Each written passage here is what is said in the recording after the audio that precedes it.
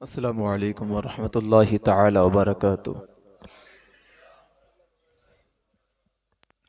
الحمد للہ رب العالمین والعاقبۃ للمتقین والصلاة والسلام علی سید الانبیاء والمرسلین، اما بعد فاعوذ باللہ من الشیطان الرجیم، بسم اللہ الرحمن الرحیم۔ وَيَعْلَمُ مَا فِي السَّمَاوَاتِ وَمَا فِي الْأَرْضِ وَهُوَ عَلَى كُلِّ شَيْءٍ قَدِيرٌ۔ صدق اللہ العظیم۔ سامعین کرام، اللہ تعالیٰ کے متعلق گفتگو چل ہی رہی ہے، تو اس میں سے ایک اہم بات اللہ تعالیٰ کے علم کے مطابق ہم اور آپ کو بھی علم حاصل ہوا ہے، لیکن یہ سراسر عطائی علم ہے۔ اللہ تعالیٰ کا علم ذاتی ہے، غیر محدود ہے، غیر متناہی ہے، تمام تر کمالات کا جامع ہے۔ ہم اور آپ کا علم محدود ہے، اور یہ بھی اللہ تعالیٰ کی عطا ہے۔ علم کی دو قسمیں ہوا کرتی ہیں، ایک علم کہتے ہیں ہم لوگ حضوری، اور ایک علم ہوتا ہے حصولی، جو بندے کے اکتساب سے حاصل ہوتا ہے اسے حصولی بولتے ہیں، اور جو بندہ اللہ تعالیٰ کی جانب سے علم حاصل ہو اس کو ہم بولتے ہیں حضوری، جو اکثر صوفیاء کرام کو، اولیاء کرام کو حاصل ہوتا ہے مراقبوں کے ذریعے۔ ہم اور آپ کا جو علم ہے، جو کتابوں سے ہم لوگ حاصل کر رہے ہوتے ہیں، یہ علم یقینی نہیں ہے، یہ علم شکوک و شبہات سے بھرپور ہے۔ اس کے اندر کہیں نہ کہیں شک رہتا ہے، ہمیں اس کا کامل یقین نہیں ہوتا کہ جیسا میں نے کہا ہے ویسا ہی ہے۔ ہو سکتا ہے کہ میں نے کہا ہے ایسا نہ ہو، کچھ اور بات ہو، کیونکہ جب علماء کرام سے آپ فتوے لیتے ہیں تو مفتیان کرام بعد میں لکھتے ہیں فتویٰ دینے کے بعد میں واللہ اعلم، لکھ تو دیا ہے میں نے، لیکن بہتر جاننے والا اللہ تعالیٰ ہے۔ اور نہایت ہی تحقیق کر دینا تو کہتا ہے یہ میرے نزدیک ہے، حقیقی علم اللہ تعالیٰ کے سپرد ہے، کیونکہ ہم جو مخلوق ہیں ہمارا علم جو ہے وہ محدود ہے، اس کی انتہا ہے کچھ نہ کچھ شکوک و شبہات ہے۔ لیکن انہی میں کچھ ایسے بندے بھی ہوتے ہیں اللہ تعالیٰ کے، جنہیں اللہ تعالیٰ الہام کے ذریعے علم عطا کرتا ہے۔ وہ علم ہم اور آپ کی طرح نہیں ہوتا، عام لوگوں کے مانند نہیں ہوتا، اس میں خصوصیت ایسی ہوتی ہے کہ جب اللہ تعالیٰ ان پر الہام فرماتا ہے، ان پر دنیا کی ان چیزوں کو واضح اور روشن کر دیا کرتا ہے۔ جیسے آقا کریم صلی اللہ علیہ وسلم نے فرمایا، میری امت میں اگر کوئی ملہم ہے جسے الہام اللہ کی طرف سے عطا ہوتا ہے تو وہ عمر ابن خطاب رضی اللہ تعالی عنہ ہے۔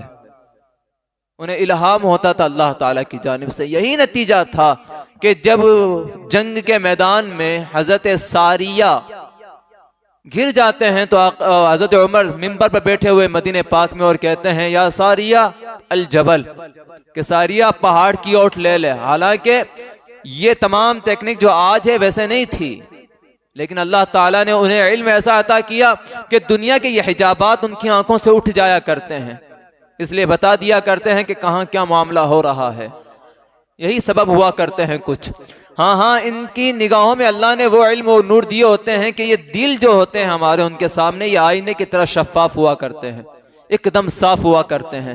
وہ دیکھ لیتے ہیں کہ بندے کو کس چیز کی طلب ہے اور کس چیز کی طلب نہیں ہے۔ یہی ایک سبب تھا کہ خواجہ اجمیر رضی اللہ تعالیٰ عنہ نے لاکھوں کو مسلمان بنایا، اگرچہ زبان بھی یہاں کی نہیں تھی۔ دل آئینہ دار ہو جاتے ہیں۔ ہاں یہی علم ہوتا ہے جب عیسیٰ علیہ السلام کہا کرتے تھے، قرآن میں کہتے ہیں عیسیٰ میں تمہیں تو وہ بھی بتا سکتا ہوں جو تم لوگ جمع کرتے ہو اپنے گھروں کے اندر، جو تم کھاتے ہو وہ بھی بتا سکتا ہوں۔ ذرا سوچے نا، کہاں عیسیٰ، کہاں گھروں کے بند کمرے، کہاں وہ ہانڈیاں اور ہانڈیوں میں پکنے والی چیزیں، اور کہاں چھپائے ہوئے خزانے۔ جناب یہ علم اللہ تعالیٰ کی طرف سے عطا ہوا تھا۔ عیسیٰ کی بات ہے، آقا کریم صلی اللہ علیہ وسلم فرماتے ہیں ترمذی شریف میں حدیث پاک کہ اللہ تعالیٰ نے اپنا دست قدرت میرے شانے پر رکھا اور میرے سینے کے اندر ایک ٹھنڈک محسوس ہوئی۔ پھر اللہ تعالیٰ کے فضل و کرم سے تمام کائنات، زمین و آسمان میں جو کچھ ہے وہ میرے سامنے ظاہر ہو گیا، میں نے سب کچھ دیکھ لیا۔ یہ شانیں بڑی بلند ہیں۔ جب اللہ تعالیٰ کے بندوں کی یہ شانیں ہیں، مخلوق کی یہ شانیں، نبی تو نبی ہیں، ولیوں کے یہ مرتبے ہیں کہ وہ بھی جان لیتے ہیں کہ کہاں کیا ہو رہا ہے، تو اللہ کے علم کا کیا کہنا، اس کے علم کی کیا بات؟ ان اللہ لا یخفی علیہ شیء، اس پر تو کچھ پوشیدہ نہیں ہے، وہ سب جانتا ہے۔ ایک بات آپ سے کروں، آپ جتنے ہیں نا سب انشاءاللہ کہا کرتے ہیں اپنی گفتگو کے اندر، انشاءاللہ یہ کام کروں گا، انشاءاللہ کل آؤں گا، انشاءاللہ 10 دن کے بعد کچھ ہوگا۔ پتہ ہی انشاءاللہ کیا چیز ہے، اس کا کانسیپٹ کیا ہے؟ آج تک ہم نے بہت کچھ سنا ہوگا اس کے متعلق، ہمارے بہت سے بھائیوں نے کوشش کی اور بہت حد تک اس کو سمجھنے کی کوشش کی، اللہ ان کے علم میں اضافہ فرمائے۔ اب دیکھیں ذرا کہ انشاءاللہ یہ کوئی چھوٹا جملہ نہیں ہے، یہ بہت بڑی بات ہے انشاءاللہ کی۔ ہم لوگ مذاق بنا چکے ہیں انشاءاللہ کو، یہ ماحول بن چکا ہے، اگر کوئی کہتا ہے نا کہ کسی نے انشاءاللہ کہہ دیا تو غیر مسلم بھی یہ بات سمجھ لیتے ہیں کہ یہ مسلمان بات ٹالنا چاہتا ہے۔ یہ مذاق ہم نے خود بنا کے رکھا ہے، ورنہ انشاءاللہ کیا چیز پتہ ہے آپ کو؟ قرآن مبارک میں ہے سورۃ الکہف میں، وَلَا تَقُولَنَّ لِشَيْءٍ إِنِّي فَاعِلٌ ذَلِكَ غَدًا إِلَّا أَن يَشَاءَ اللَّهُ، ہرگز نہ کہنا کہ کل یہ کام کر لوں گا، لیکن انشاءاللہ کہہ لینا۔ پتہ ہے آقا کریم جلوہ فرماتے ہیں، آپ سے سوال کرنے کے لیے کچھ لوگ آئے، روح کے متعلق پوچھا آپ سے، اصحاب کہف کے بارے میں پوچھا، ذوالقرنین کے بارے میں پوچھا، آقا نے کہا کل بتاؤں گا، انشاءاللہ نہیں کہا اس وقت، آقا نے کہا، رسول محتشم نے کہا کل بتاؤں گا۔ ایک زمانے تک وحی رک گئی، یہ بات سمجھانے کے لیے کہ اللہ کی منشا، اللہ کی چاہت کتنی ضروری ہے۔ اللہ کی منشا، اللہ کی چاہت ضروری، ہم اور آپ کی چاہت کچھ اہمیت ہے اس کی؟ ہم اور آپ نہیں چاہتے کیا؟ ارادے ہمارے نہیں ہیں کیا؟ ہیں ہمارے ارادے، لیکن اللہ کا چاہنا اور ہے اور ہمارا چاہنا اور ہے۔ کیوں؟ میں نے آغاز گفتگو میں کہا تھا ہمارا علم محدود ہے، ہمارے علم میں شکوک و شبہات ہے، ہمارے علم میں یقین نہیں ہے۔ ایک بندہ ہم پر یقین کر سکتا ہے، دوسرا نہیں کر سکتا ہم پر یقین، بلکہ بسا اوقات یہ ہوتا ہے کہ ہمیں اپنی باتوں پر خود ہی یقین نہیں ہوتا کہ میں کتنی بات سچ کہتا ہوں اور کتنی بات جھوٹ کہتا ہوں۔ مجھے یقین نہیں ہے کہ کل میں کیا کرنے والا ہوں، کیا نہیں کرنے والا ہوں، 2 لمحے کے بعد میں کیا کروں گا نہیں معلوم مجھے تو یہ بھی معلوم نہیں کیا سوچنے والا ہوں میں۔ تو میری چاہت کس معیار کی، میری چاہت کی کیا حیثیت ہے؟ ہاں، اللہ تعالیٰ کی چاہت کی بات کریں، اللہ تعالیٰ کی منشا کی بات۔ پتہ ہے میں نے آپ کو جب اللہ کی خلاقیت پر بات کی تھی تو اللہ کا ایک نام بتایا تھا، خلاق۔ ان ربک هو الخلاق العلیم، وہ خلاق ہے، وہ علم والا، جاننے والا ہے۔ خلاق کا مطلب وہ ہے جس نے ذرے ذرے کو پیدا کیا ہے، ایسی ایسی چیزیں پیدا کی کہ انسانی عقلیں حیران رہ جاتی ہیں، کوئی مقابلہ نہیں۔ وہ خلاق جس نے پربت بھی پیدا کی، اس کے ذرے پیدا کیے، سمندر پیدا کیے، اس کے قطرے پیدا کیے ہیں اللہ تعالیٰ نے، انسان پیدا کیے تو انسان کی رگیں پیدا کی ہیں، انسان کے خیالات پیدا کر دیے ہیں۔ لیکن مسئلہ یہ ہے کہ اللہ تعالیٰ خلاق تو ہے، ضروری تھا کہ جب اللہ تعالیٰ اپنی تخلیق کے بارے میں مبالغہ فرمائے، اپنی تخلیق کے بارے میں مبالغہ فرمائے، خالق کہہ کر خلاق اپنے آپ کو کہے، تو لازم تھا کہ علیم کہہ کر اپنے آپ کو علام بھی کہے۔ پتہ ہے کیوں؟ جو اتنا زیادہ پیدا کرنے والا ہو، اتنی صفت کمال کی ہو اس کی کہ ایک ایک شے کو پیدا کرے، قابل حیرت چیز کو پیدا کر دے، انسان حیرت زدہ ہو جائے، ایسی چیزوں کو پیدا کر دے، صرف اس کے لیے پھر علیم کہے نا؟ خلاق ہے تو علام ہے، جتنی چیزیں اس نے پیدا کی سب کے بارے میں جانتا بھی ہے وہ، اور سرسری علم نہیں، تفصیلی علم ہے اس کا، ان ڈیٹیل اللہ جانتا ہے کہ کیا معاملہ ہے کس مخلوق کا۔ قرآن میں صاف ہے، يَعْلَمُ مَا يَلِجُ فِي الْأَرْضِ وَمَا يَخْرُجُ مِنْهَا وَمَا يَنزِلُ مِنَ السَّمَاءِ وَمَا يَعْرُجُ فِيهَا وَهُوَ الرَّحِيمُ الْغَفُورُ۔ جو کچھ زمین میں جاتا ہے اللہ جانتا ہے، جو زمین سے نکلتا ہے اللہ جانتا ہے، جو آسمان سے اترتا ہے اللہ جانتا ہے، جو آسمانوں میں چڑھتا ہے اللہ جانتا ہے، اور وہ بخشنے والا، رحم فرمانے والا ہے۔ پتہ ہے آپ کو اللہ کیا کیا جانتا ہے؟ وہ ایک دانہ جو زمین کے اندر جاتا ہے نا، اللہ جانتا ہے کہ وہ کس حیثیت میں گیا تھا، کس چیز کا دانہ ہے وہ۔ کیوں؟ فالق الحب والنوا، وہ اللہ تعالیٰ تو اس کو پھاڑنے والا ہے نا. صرف ایسا ہی نہیں کہ جو چلا گیا صرف جانتا ہے، نہیں، اس کے اندر جانے کے بعد میرا رب قدیر اس دانے کو پھاڑنے والا ہے. پھر میرا رب قدیر جانتا ہے کہ پھٹنے کے بعد اس سے جو پودا نکلے گا، جو درخت نکلے گا، وہ کس چیز کا ہوگا. وہ جانتا ہے کہ اس سے نکلنے والے جو دانہ چھوٹا گیا ہے نا، اس کے کتنے ذرے ہو کر وہ زمین میں پھیل جائے گا، کتنی جگہ زمین کے لے گا. پھر نکلنے کے بعد میں جو درخت ہوگا اس کا تنا کیسا ہوگا، اس کے پتے کتنے ہوں گے، اس پتوں کے اعتبار سے وہ کس کس کی غذا بنے گا اللہ جانتا ہے. اللہ جانتا ہے کہ اس کے اندر کتنے پھل لگیں گے. یہ بھی جانتا ہے کہ ایک پھل سے کتنے بیج نکلیں گے، اس بیج سے کتنے پھل نکلیں گے، کتنے درخت نکلیں گے، اللہ جانتا ہے. یہ علم ہے اللہ تعالیٰ کا. زمین کے اندر جو جا رہا ہے اسے بھی جانتا ہے، جو نکل رہا ہے اللہ اسے بھی جانتا ہے. وما ينزل من السماء، آسمان سے جو اتر رہا ہے اللہ جانتا ہے اس کو. اللہ جانتا ہے کہ آسمان سے کیا کیا اترتا ہے، ہم اور آپ نہیں جانتے. زمین کی باتیں بھی کہیں تو زمین میں کیا، زمین کے ذرات کتنے ہیں، کتنے کنکر ہیں، اللہ جانتا ہے. کون سا کنکر نرم ہے، کون سا نازک ہے، اللہ جانتا ہے. ان کنکروں میں سے کون سا کنکر جانور کی غذا ہے، اللہ جانتا ہے، ہم نہیں جانتے. سمندر میں جائیں تو اللہ جانتا ہے سمندر کے حالات کیا ہیں، اس کا پانی کتنا ہے اللہ جانتا ہے، اس کی مقدار کتنی ہے اللہ جانتا ہے. پہاڑوں کا وزن کتنا ہے اللہ جانتا ہے، اور اس پہاڑ کے نیچے کیا ہے یہ بھی اللہ جانتا ہے. کچھ بھی پوشیدہ نہیں اس سے، ایک ایک ذرے کا علم ہے اسے. ہاں جو بارش برستی ہے نا، کتنے قطرے اور کون سا قطرہ کتنا بڑا ہے یہ بھی اللہ کو معلوم ہے. خود کہتا ہے وما ينزل من السماء، آسمان سے جو گرتا اللہ جانتا ہے اسے. ہاں کون سا قطرہ پہلے زمین پر گرے گا وہ بھی جانتا ہے، اور کس کے سبب سبزہ اگے گا اللہ جانتا ہے. کون سا پہلا قطرہ سمندر میں جا کر سیپ میں جائے گا اور گوہر بن جائے گا اللہ جانتا ہے. یہ علم ہے اس کا. اور پھر کون سی چیز زمین سے اٹھ کر آسمان کی طرف جاتی یہ بھی اللہ جانتا ہے. کچھ پوشیدہ نہیں ہے اس سے. نہ جانے کس کی دعائیں ہیں، خفیہ دعا ہو یا بلند آواز کی دعا ہو جو اللہ تک پہنچی ہو، مولا جانتا ہے، ہم نہیں جانتے. کس کی سرد آہ نے دروازے کو ہلایا ہوگا عرش کے، ہم نہیں جانتے، اللہ جانتا ہے.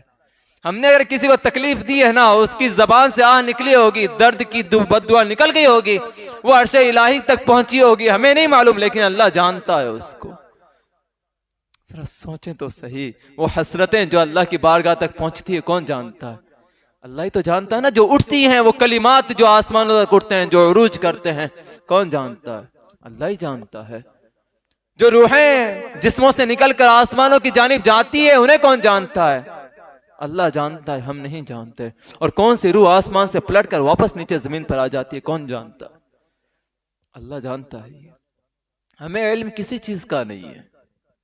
ہم نادار لوگ ہیں، کم علم لوگ ہیں، شک میں مبتلا لوگ ہیں، ہمیں نہیں معلوم. سارا علم کس کے پاس ہے؟ اللہ کے پاس میں. اور کوئی حد بھی نہیں کر سکتا کہ اتنا اللہ کو علم ہے. ہاں اللہ کو تو اتنا علم ہے، تمام ستاروں کا علم ہے اللہ تعالیٰ کو. کون سا ستارہ کس مقدار کا ہے جانتا ہے، کون جلانے والا ہے جانتا ہے، کون نور بخشنے والا ستارہ ہے یہ بھی اللہ جانتا ہے. ایک گلیکسی میں کتنے سیارے گردش کر رہے ہیں اللہ جانتا ہے. کتنے مدت تک باقی رہے گا یہ بھی اللہ جانتا ہے. کچھ پوشیدہ نہیں ہے اس سے، سب کچھ جانتا ہے، سب کچھ جانتا ہے. ہم اور آپ کتنا جانتے ہیں؟ ہم تو یہ بھی نہیں جانتے کہ اللہ جانتا ہے. کیوں آخر ایسی کون سی بات آ گئی کہ اللہ تعالیٰ کے متعلق گفتگو کرنا بھی ہمیں برا لگنے لگا؟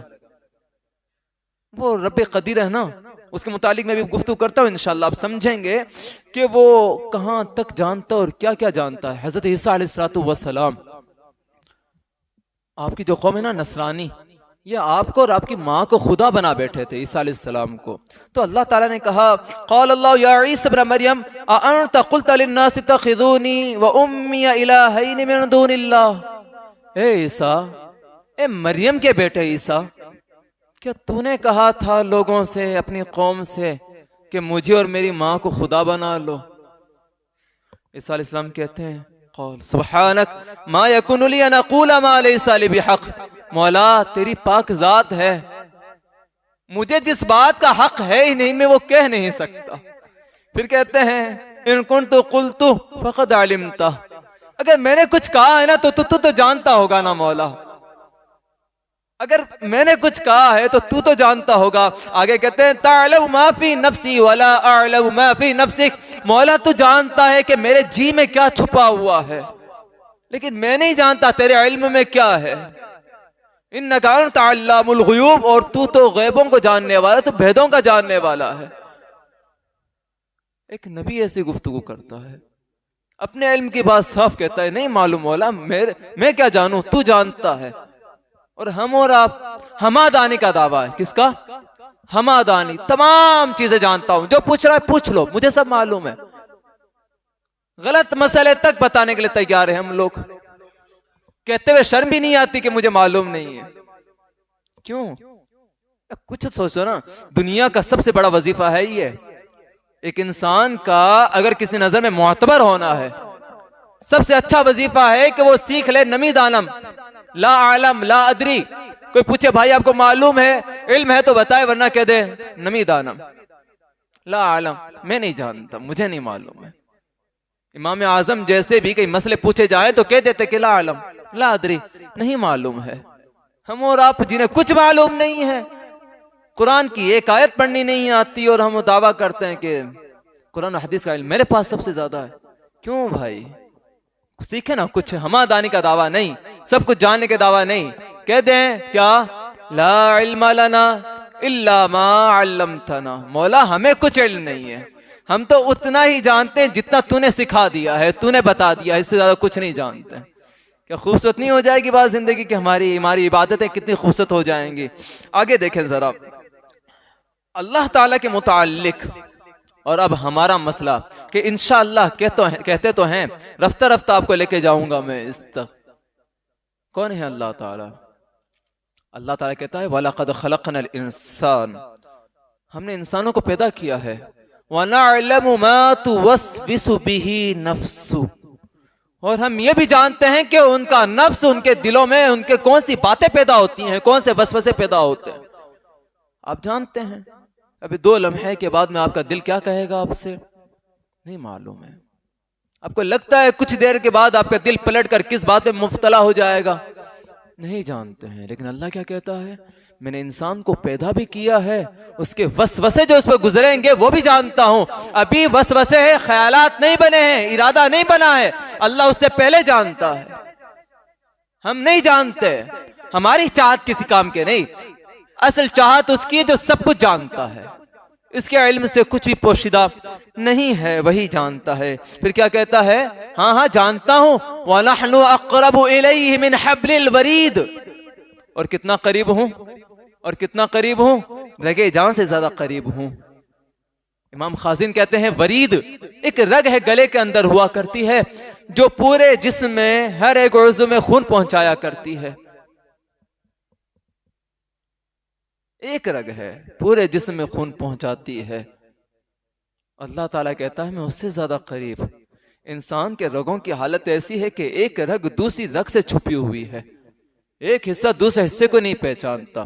انسان کے وجود کے اندر جو اس کی وینس ہیں، جو اس کے رگیں ہیں، جو اس کی نسیں ہیں، وہ خود نہیں جانتا کتنی ہیں اور کیسے ہیں، کیا مسئلہ ہے، کون کب خراب ہو جائے نہیں معلوم صحیح سے۔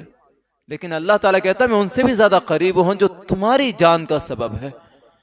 پھر بھی آپ اپنے آپ سے نہیں پوچھتے، نہیں ڈھونڈتے اپنے آپ کو، نہیں ڈھونڈیں اپنے آپ کو۔ اپنے آپ ڈھونڈیں گے تو آپ کے اندر آپ کو اپنا رب مل جائے گا کہیں نہ کہیں، اس کا علم محیط ہے آپ کو، آپ جان جائیں گے میرا رب کہاں پر ہے، رب سے زیادہ قریب ہے نا۔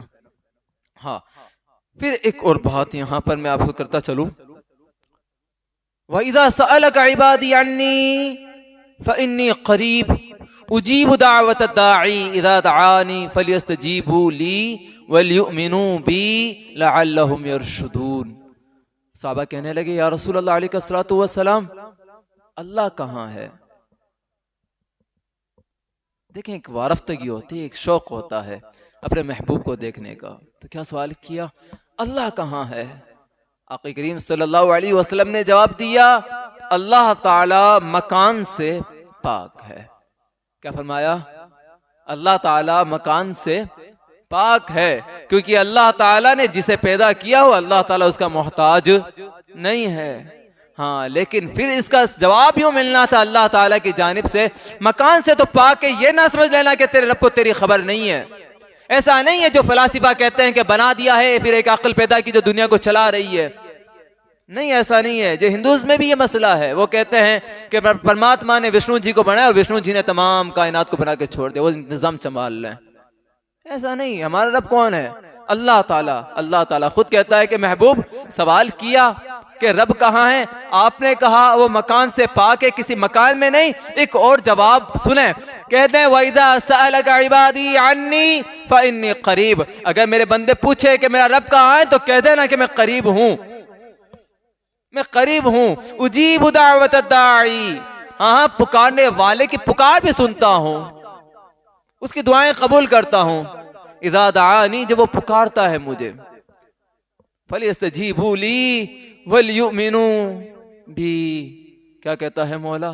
میں سنتا ہوں نا، دعائیں سنتا ہوں، کوئی پکارتا ہے تو لازم ہے کہ میری آواز پر بھی لبیک کہا کرے انسان، میرا بندہ میری آواز پر لبیک کہے اور مجھ پر ایمان لے کے آئے، تاکہ انہیں راہ ہدایت مل جائے، تاکہ وہ درست راستے پر آ جائے۔ دیکھیں نا، مولا تعالیٰ تم سے کہتا ہے کہ میں تمہاری باتیں سنتا ہوں، تم میری باتیں کیوں نہیں سنتے؟ میں تمہاری دعائیں قبول کرتا ہوں کہ جب میری جانب سے صدائیں آتی ہیں تو تم کو ربے کیوں نہیں کہتے؟ آپ کو پتا ہے کہ جب بندہ کہتا ہے نا ربنا یا ربنا، تو اللہ تعالیٰ کہتا ہے لبیک یا عبدی، اے میرے بندے میں حاضر ہوں۔ ہاں نکلیں ذرا دنیا میں، باہر نکلیں آپ، بلا کا یقین ہونا جس پر، بلا کی محبت ہونا جس پر، نکل کے کہیں اپنی پریشانی میں اسے کہ اے بھائی سن، تو وہ بھی کہے گا تھوڑی دیر رک، کسی کام میں ہوں، کوئی بہانہ بنائے گا۔ لیکن جب یہ بندہ اپنی اس کمتر زبان سے پکارتا ہے نا یا ربنا اللہم، تو رب قدیر کہتا ہے لبیک یا عبدی، لبیک یا عبدی، اے میرے بندے حاضر ہوں۔ کیا کہنا ہے؟ کیا کرتے ہیں ہم لوگ مسلمان؟ نہ، ایسا مسلمان بننا ہی نہیں ہے جو دنیا کا فریفتہ ہو۔ ہمیں تو وہ مسلمان بننا ہے جسے لت ہی اللہ تعالیٰ کی ہو، جسے لگن ہی کچھ اور لگی ہو، شوق ہی کچھ اور ہو، اس سے مزہ آنا چاہیے نا کہ جب سجدہ کریں تو رونا چاہیے، ہمیں پتہ ہونا چاہیے کہ سجدہ کر رہے ہیں نا جس کے آگے وہ مجھے جانتا ہے، مجھے ہی نہیں جانتا، جو وسوسے میرے دل میں ہے نا وہ جانتا ہے، جو میرے دل کی باتیں ہیں نا وہ اللہ قدیر جانتا ہے۔ پھر کیا ہے؟ وَأَسِرُّوا قَوْلَكُمْ أَوِ اجْهَرُوا بِهِ إِنَّهُ عَلِيمٌ بِذَاتِ الصُّدُورِ أَلَا يَعْلَمُ مَنْ خَلَقَ وَهُوَ اللَّطِيفُ الْخَبِيرُ۔ اللہ کہتا ہے کہ جو تم چھپ کر باتیں کرتے ہو نا، جو سرگوشیاں کرتے ہو نا، جو راز و نیاز کی باتیں کرتے ہو، یا چلا چلا کر جو باتیں کہتے ہو نا، سب اللہ جانتا ہے۔ انہو علیم بذات الصدور، ہاں وہ سینوں کے بھید، دلوں کے رازوں کو جانتا ہے۔ الا یعلم من خلق وهو اللطیف الخبیر، ہاں جان لو جو پیدا کرنے والا ہے نا وہ باریک سے باریک چیز کا بھی علم رکھنے والا ہے، باریک سے باریک چیز کا علم رکھنے والا ہے۔ پھر آگے کہا یستخفون من الناس ولا یستخفون من اللہ، باتیں کرتے ہیں وہ لوگ، راز رکھتے ہیں، لوگوں سے چھپاتے ہیں، لوگوں سے حیا کرتے ہیں کہ اگر ایسی باتیں لوگوں تک پہنچے گی تو کیا کہیں گے۔ وَلَا يَسْتَخْفُونَ مِنَ اللَّهِ، اللہ سے حیا نہیں آتی، اللہ سے نہیں چھپاتے ہیں وہ لوگ۔ دیکھیں ذرا، پوچھیں اب اپنے آپ سے کہ میں کس سے چھپانے لگا ہوں؟ دنیا سے تو نہیں چھپاتے، عیب کرتے ہوئے، گناہ کرتے ہوئے، دنیا سے چھپا رہے ہیں کہ دنیا کچھ نہ کہہ دے، اسے برا نہ لگ جائے، لیکن اللہ کا خوف نہیں ہے، حالانکہ وَهُوَ مَعَكُمْ، وہ تمہارے ساتھ ہے، وہ معاہم، وہ ان لوگوں ساتھ ہے۔ اذ یبیتون ما لا یرضی من القول وکان اللہ بما یعملون محیطا، اللہ ان لوگوں کے ساتھ ہے جو اللہ سے چھپاتے نہیں ہے۔ کہاں ساتھ ہے؟ کہ جب رات کی تنہائی میں اللہ کہتا ہے اذ یبیتون، جب وہ رات گزارتے ہیں، سرگوشیاں کرتے ہیں، اپنی باتیں کرتے ہیں، اللہ تعالیٰ انہیں جانتا ہے، اللہ ان کے ساتھ ہوتا ہے، اور اللہ تعالیٰ کا علم تمام چیزوں کو گھیرے ہوئے ہے۔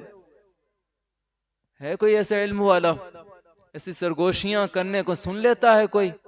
کوئی نہیں سن سکتا، لیکن اللہ سنتا ہے۔ پھر آگے ایک اور آیت سنیں اور گفتگو تمام کروں میں۔